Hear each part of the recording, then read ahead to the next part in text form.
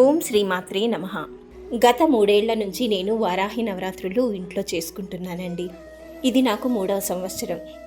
ఈరోజు వారాహి నవరాత్రులలో 3వ రోజు.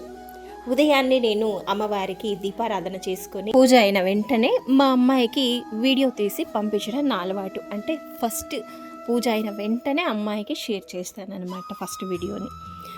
అలా ఈరోజు చేస్తూ ఉంటే అమ్మవారు ఎలా అనుగ్రహించారో చూడండి. అసలు అక్కడ ఫ్యాను లేదు, గాలి వేయడం లాంటిది కూడా ఏది జరగలేదండి.